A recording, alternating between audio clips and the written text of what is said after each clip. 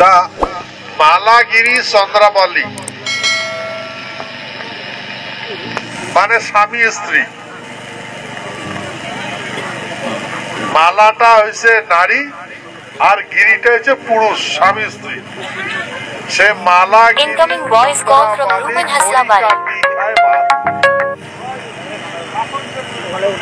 দিঘি দিলাম, পুষ্করণী দিলাম, চৌধুরী রাখলাম ঘাট। এই জন্য রাজবংশী মাঝিগুলা বাড়ি বানাইলে দিঘি পোষে, দিঘি বানায়, দিঘি আর নদীর ঘাট মানে দিঘির পর ঘাট বানায়, দুইটার চতুর্পাশে ঘাট বানিয়ে দেয়।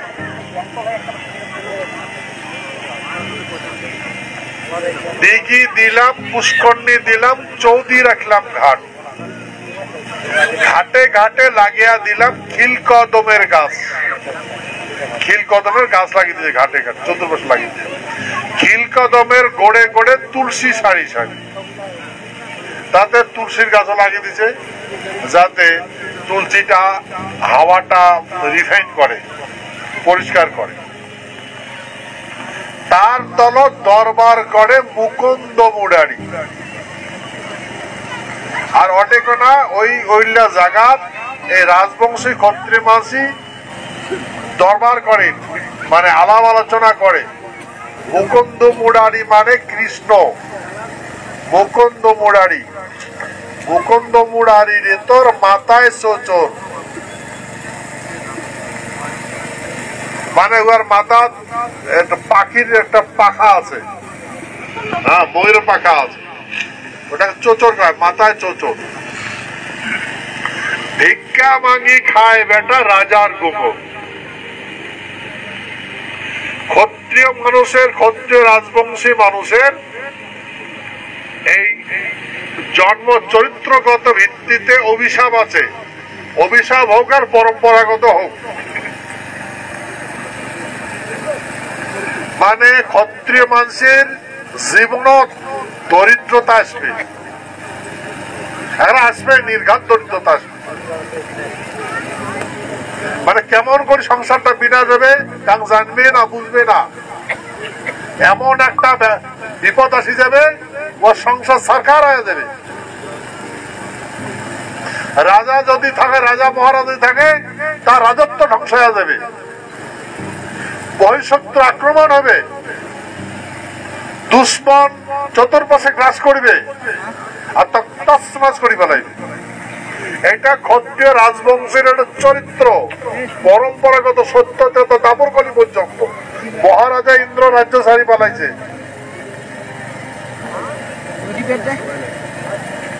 বলেন রামচন্দ্র বন চলে গেছে,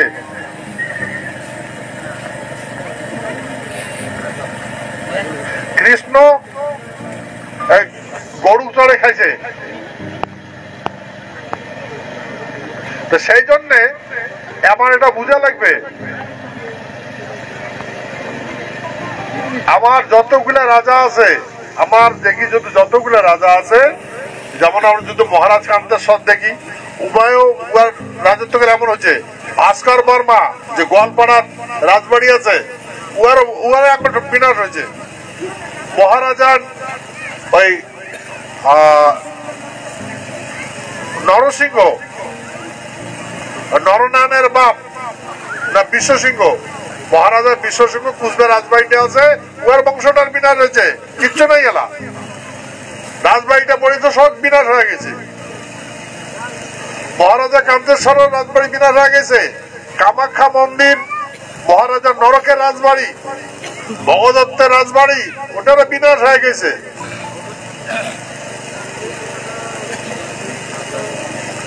গতিকে এই পরম্পরাগত নীতিটাকে এটা ধ্বংস করার জন্য ব্যবস্থাপনা যাতে গ্রাস না করে, বিনাশটা যাতে গ্রাস না করে, সেই জন্য পূর্বপুরুষের নীতি নির্ধারণ করে দিয়েছে যে দরিদ্রতা জীবন যাপন করা লাগবে। প্রত্যেক বছরে দরিদ্রতা জীবন যাপন করা লাগবে। আর যদি প্রত্যেক বছরে দরিদ্রতা জীবন যাপন না করে, যদি ভুলে যায়, তাহলে টোটালে গ্রাস করে ফেলাইবে। সেই জন্য এই নীতিটা বানাইছে যে মালাগিরি চন্দ্রাবালি, এবার খড়ি কাটিয়ে ভাত খাইছে, ক্ষত্রিয় রাজবংশী মাঝি খড়ি কাটিয়ে ভাত খাইছে। আজ পর্যন্ত আমার রাজবংশী মাঝিগুলা কতগুলা উদ্যমী কট্যামি আছে না, আজ পর্যন্ত রাজবংশী মাঝি কতগুলা ওর খড়ি কাটিয়ে ভাত খায়। মাথার বুদ্ধি নাই, সঞ্চয় করি পায় না, কারণ বুদ্ধি ভ্রষ্ট হয়ে যায়। বাপ ঠাকুর তার জোরদার জমিদার আসলো, তার সাহবা খড়ি কাটি ভাত খায়। কারণ এই নীতিগুলো পালন করা লাগে। সেই জন্য কইছে মালাগিরি চন্দ্রাবালি খড়ি কাটি খায় ভাত, দিঘি দিলাম পুষ্করণী দিলাম। কাই দিছে? বাম্মা দিছে, পূর্বপুরুষে দিছে। দিঘি দিলাম পুষ্করণী দিলাম, চৌধুরী রাখলাম ঘাট, ঘাটে ঘাটে লাগিয়ে দিলাম খিলকদমের গাছ, আর সমস্ত সুন্দর করে ব্যবস্থাপনা সাজু দিয়ে গেছে। খিলকদমের গোড়ে গোড়ে তুলসী সারি সারি, তার তলত দরবার করে মুকুন্দ মোড়ারি। এই মাছ এগুলা সময় সময় দরবার করা লাগবে, মিটিং করা লাগবে, আলাপ আলোচনা করা লাগবে কৃষ্টি সংস্কৃতি সম্বন্ধে। তার তলত দরবার করে মুকুন্দ মুরারি। মুকুন্দ মুরারির তোর মাথায় সোচর, মানে রাজমুকুট, আর রাজমুকুটটা ধরো পাকা থাকে, মাথায় সোচর। ভিক্ষা মাঙ্গি খায় বেটা রাজার কুকুর। আর কইছে রাজপুত্র ভিক্ষা মাঙ্গি খাওয়া লাগবে, তাহলে কাটি যাবে।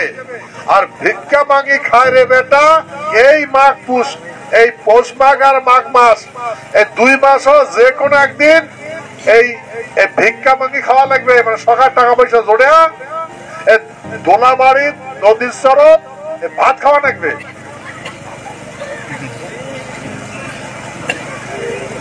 এই দোলাবাড়ির ভাত রান্দি বাড়িয়ে বাড়ি নিয়ে যাওয়া যাবে না, এটি খাওয়া লাগবে। খাওয়ার পরে যেটা খালেন বাকিটা ফেলে দিলেন, কীট পতঙ্গ পশু পাখি খাবে, বাড়ি নিয়ে যাওয়া যাবে না। এটা হচ্ছে বনবাস, দরিদ্রতার মোচনে এটা মূল কারণ রাজবংশের। তো সেই জন্য ক্ষত্রিয় মাসে কোয়া আছে ভিক্ষা মাঙ্গি খায় বেটা এই মাঘ পুষ, পৌষ মাঘ আর মাঘ মাস। সেই জন্য আজকে যে আমরা কোনা প্রশ্ন ভাত খাবার আছি, তা ওই জন্য সকাল কালেকশন করছেন নাই করেন না, এটাই ভিক্ষা দে, তোর কিছু পয়সা দে, তুই কিছু পয়সা দে, বুঝলেন? এমন করে পয়সা জোগাড় করিয়া বাড়ির খাওয়া বন্ধ করিয়া পাতার উপর খাওয়া লাগবে, জঙ্গল ও নদীর চরণ।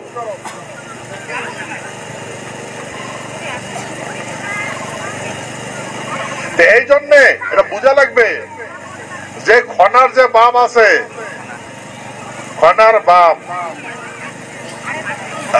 কি রাজার নাম? হ্যাঁ, নল রাজা, নল আর দমন্তী, নল দমন্তী। হ্যাঁ, এ নল আর দমন্তী চিলাপাতা ফরেস্ট এলাকা রাজবাড়িটা আছে। রাজবাড়ি এমন দরিদ্রতা আছে, হত্যা করা মাছ ধুবার গেছে, জিন্দা হয়ে চলে গেছে। মাছ ভর্তা করছে, ভর্তা করিয়া আইসে ফলাইছে, পোড়া ইয়ে করছে, করিয়া নদীর জল ধুবার গেছে মাছটা, সেই মাছটা জিন্দা হয়ে চলে গেছে। এত দরিদ্রতা সে কাজ করে। এটা কার? রাজবংশী মানুষের। সেই জন্য আমার পূর্বপুরুষে এই দরিদ্রতা নিবারণ করার জন্য এটা পদ্ধতি বানিয়ে দিয়ে গেছে যে পৌষ মাঘ মাসত এই দরিদ্রতা জীবন যাপন নদীর পালন ভাত খাবেন, নদীর বনে জঙ্গলে ভাত খাবেন। যদি ভাত খান তাহলে তোমার এই দরিদ্রতা দূর হবে, গরিব হবেন না, সংসার ধ্বংস হবে না। সেই জন্য পরম্পরাগত আমার পূর্বপুরুষে প্রত্যেক বছরে যেমন ঋতু পরিবর্তন হয়, 6টা ঋতু হয়, এই ঋতুর সাথে মিলিত হবে।